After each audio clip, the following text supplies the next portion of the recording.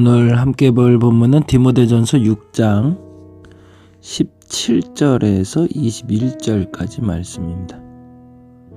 디모데전서 6장 17절에서 21절까지 오늘 말씀으로 이제 디모데전서 마치고요.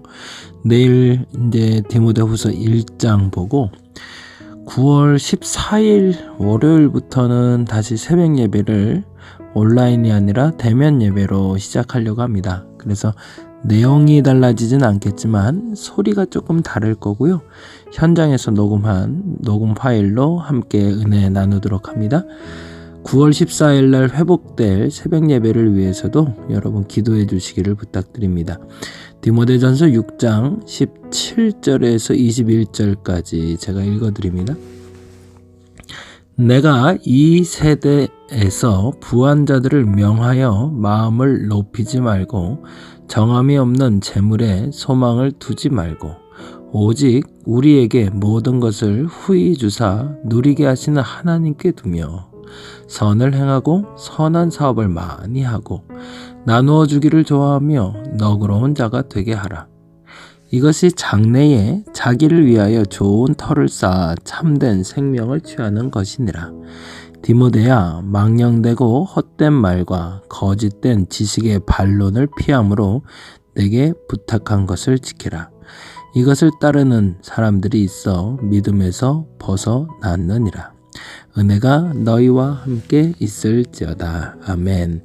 이렇게 해서 이제 디모데전서 6장까지 읽음으로 디모데전서의 모든 이야기를 마무리합니다.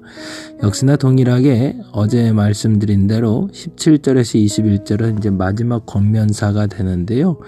조금 조심스러운 건 어제 읽었던 부분에서 제가 말씀드렸던 게 하나님이 직접이라는 단어 썼잖아요. 근데 17절에서 21절은 하나님이 직접이라기보단 사도 바울이 디모데에게, 저는 이렇게 보고 싶어요.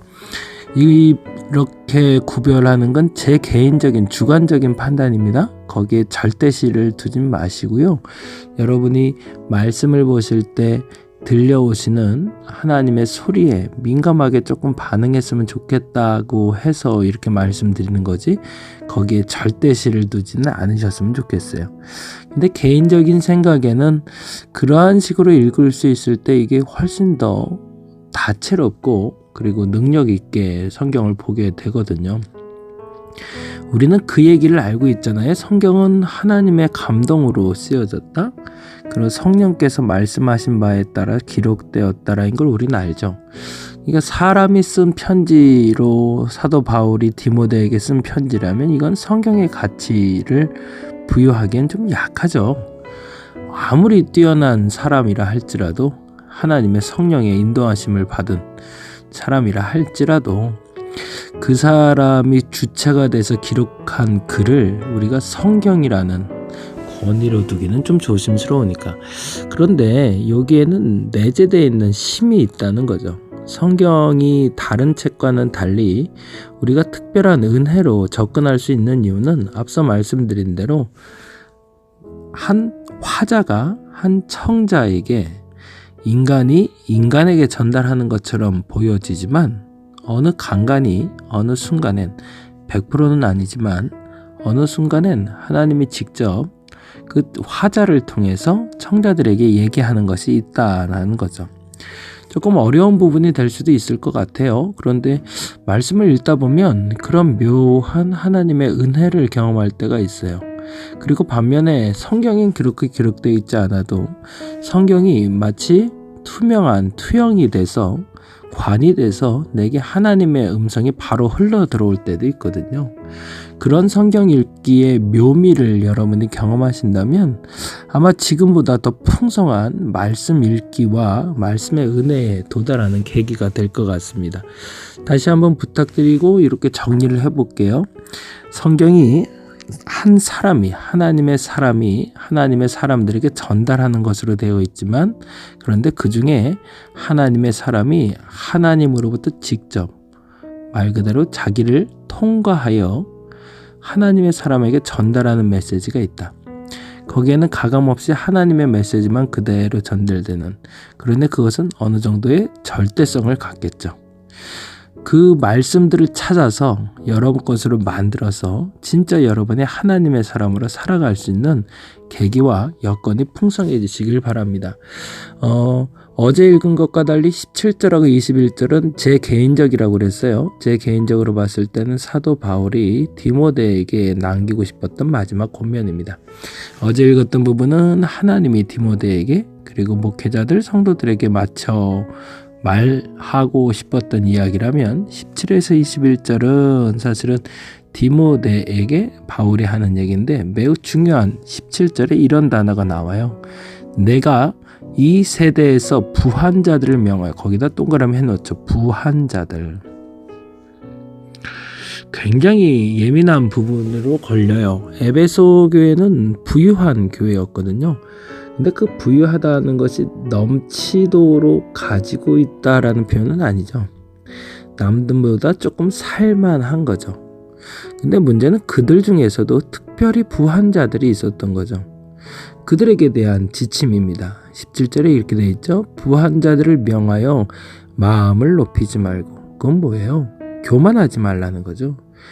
네가 잘난 게 아니야 라는 거죠. 돈이 많은 게 절대 잘난 건 아니야. 우리 이 부분 명확히 하자고요. 돈이 많다고 잘난 건 아니에요. 돈이 없다고 못난 것도 아니에요. 단지 돈이 없을 뿐이고 돈이 많을 뿐이죠. 그게 교만의 기준이 되어서는 안 됩니다. 옷을 못 입는다고? 옷을 비싼 걸 입었다고? 죄송해요. 제가 그런 말 하는 건 가진 분들, 좀 여유로운 분들에게는 좀 죄송한 표현일 수도 있겠지만 백화점마다 특별히 VVIP를 위한 공간과 시간이 있다며요. 그래서 몇 천만 원짜리 뭐 옷, 가방, 시계 뭐 이런 것들을 사는 날이 정해져 있다고 그러더라고요. 물론 고객을 만족시키기 위한 어떤 마케팅 전략일 수는 있지만, 그래서 뭐 그 옷도 살 수 있고 시계도 살 수 있죠. 근데 중요한 건 만일 그리스도인이라면 그렇게 해서 살 수 있는 부를 가진 사람이 그것을 사지 말라는 것이 아니라 그것이 나는 다른 사람보다 좀 잘났기 때문이라고 착각하지 말자는 거죠. 왜요? 앞서 말씀드린 대로 부한 건 돈이 많은 거지 사람이 높은 건 아니니까. 돈이 많을 수도 있고 없을 수도 있죠. 그래서 더 정확히는 이렇게 얘기하고 있습니다. 정함이 없는 재물에 소망 두지 말라고. 교만하지 않으려면 어떻게 해야 되는 거예요? 정함이라는 건 뭘까요? 좀 더 명확한 표현으로는 불확실성을 얘기합니다. 정함이 없다는 영어 단어를 찾아보시면 나오겠지만 교만하지 말고 불확실한 미래를 허락하는 재물에 소망을 두지 말라는 얘기입니다. 오직 우리에게 모든 것을 후히 주사 누리게 하시는 하나님께 소망을 두라는 거죠. 교만하지 말고 불확실한 재물에 목을 매지 말고 온전히 채우시는 하나님께 목적을 두고 살아야 된다. 누가? 돈 있는 사람들이. 그건 무슨 말일까요? 그 돈의 가치를 모으기에 그리고 자신을 위해 쓰기에 노력하지 말고 하나님께 소망을 두고 그 재물을 재물답게 사용하라는 거죠. 그럼 어떻게 사용해야 될까요? 18절에 이렇게 되어 있네요. 선을 행하고 선한 사업을 많이 하고 나누어 주기를 좋아하며 너그러운 자가 되라. 그렇게 하라는 거죠. 돈을 어떻게 하래요? 돈을 가지고 선을 행하고 돈을 가지고 선한 사업을 많이 하고 나누어 주기를 좋아하래요. 그래서 너그러운 사람이 되래요. 그게 부한 사람들에게 하고 싶은 얘기죠. 뭐예요? 가진 거 자랑하지 말고 불확실한 재물에 목적 두지 말고 있다면 있는 것을 잘 쓸 수 있는 사람이 되라는 거죠. 그것이 뭐 한 거다? 12절에 보니 장래에 자기를 위하여 좋은 터를 쌓아 참된 생명을 취하는 것이다. 그렇게 하는 것이 든든한 터를 그리고 참된 생명을 만드는 기준이 될 것이다 라는 거죠. 참 멋진 표현이에요. 혹여 이 설교를 듣는 이들 중에 재정적인 좀 여유가 생긴 분들, 그 돈 어떻게 하실 건가요? 잘 생각해 보세요. 그것으로 교만해지지 마시고요.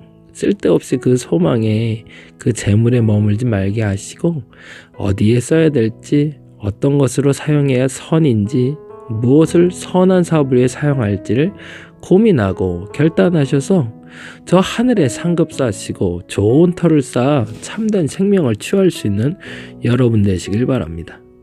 그리고 또 하나 20절에서 21절에 사도 바울이 또 디모데에게 하고 싶은 마지막 말을 남기네요.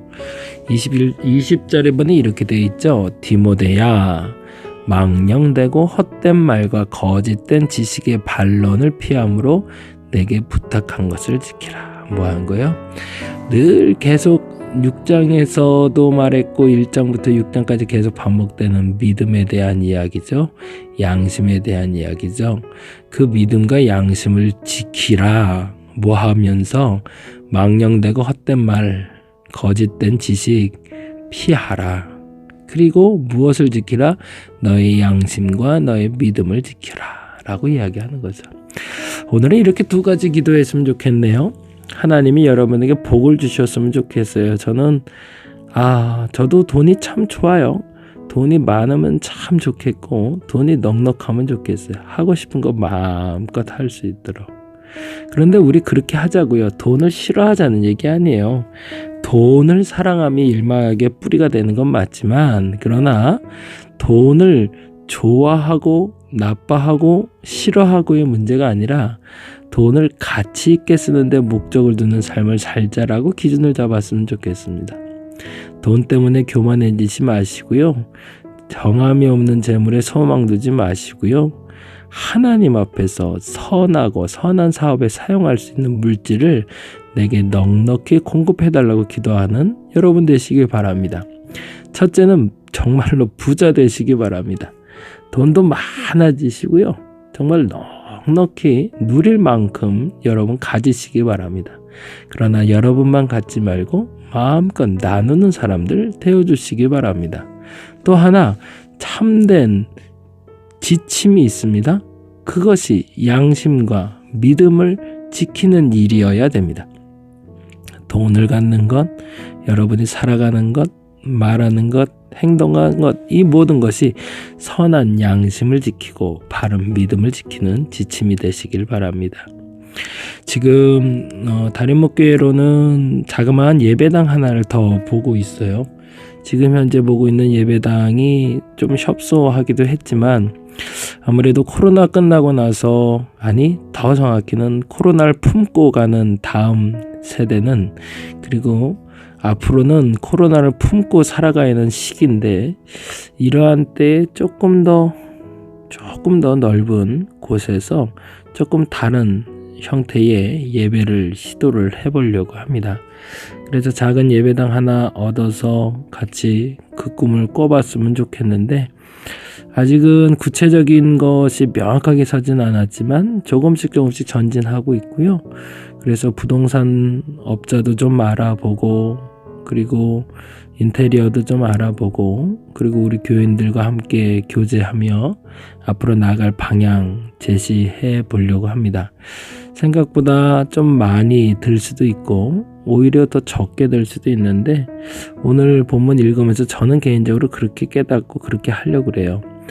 내게 쌓아주신, 올 한 해 쌓아주신 재물에 소망 두지 않으리라.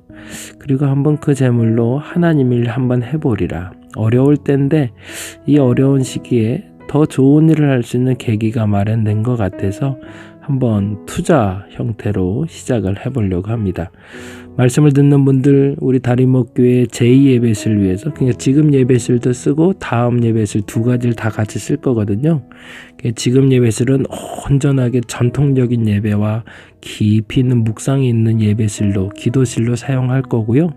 그리고 앞으로 얻을 예배실은 공유 공간도 되고 찬양 집회도 하고 세미나도 하고, 그리고 여러 가지 금요기도회나 같은 다양한 예배가 시작되는, 특별히는 하우스 워십을 하고 싶은 공간으로 꾸미고 싶은데, 그 모든 꿈들이 하나님 앞에 부합하게 잘 일어날 수 있도록 여러분 기도해 주시고 함께 해 주시길 부탁드립니다. 자, 기도하겠습니다. 하나님 감사합니다. 오늘로 디모데전서를 마감하고 내일 디모데후서를 보고 그리고 이제 조금씩 전진하여 9월 14일 월요일부터는 우리가 특별히 새벽 예배를 온라인이 아니라 대면 예배로 드리고자 합니다. 하나님 이 모든 길에 어려움이 없게 하여 주옵시고 하나님 순적히 길을 열어주시사 하나님이 원하시는 것들 만들어 가게 하여 주시옵소서. 주께서 허락하신 시간들이 얼마나 귀한지 알고 그 일들을 값지게 감당하는 내가 되게 하여 주옵시고 하나님 뜻에 못 미치는 어리석음 없게 하여 주옵시며 하나님 뜻에 부합하게 오늘 하루하루 살아가게 하여 주시옵소서. 오늘도 하나님께 감사드립니다. 그리고 시작하게 하시고 마무리하시게 하시는 하나님께 영광 돌리며 살아가는 우리가 되게 하여 주시옵소서. 감사합니다. 고마우신 예수님 이름으로 기도드렸습니다.